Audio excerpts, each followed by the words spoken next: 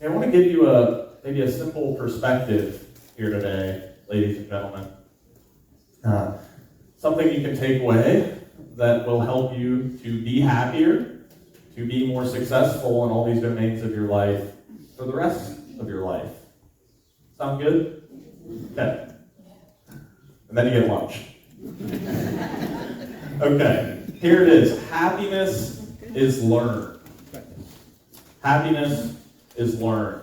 Through study and practice, we can actually learn to cultivate this thing that we seek. Just like that story I shared at the beginning, right? With some intentional practices each day, changing how I show up in the world to experience myself and experience others.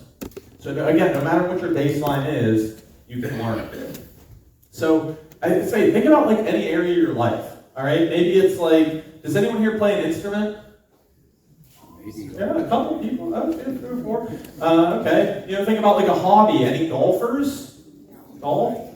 Do you golf? I can't stand golf, so bless you for that. I sometimes joke, the last thing I need is another reason to swear, so I'm not going to get into golf. But maybe it's even something simple as driving a car, right? Just think of like anything in your life that you've spent maybe a lot of time doing, and think about maybe when you started versus where you're at now. And can any of you think like you've probably gotten exponentially better at this hobby or skill, anything in your life? Can you think about that? Like, who here's gotten better at something in their life? You all see what I mean? About everyone? Whether it was some people, if you pick the wrong thing, you're like, I've gotten worse somehow. Believe me, that was my brief experience with the golf. But I want you to really think about this. Okay, anything in your life that you spent a lot of time studying and practicing, you got really good at it. And so the question becomes, and I sometimes say this is like $1 billion question, is how could happiness be any different? It's not.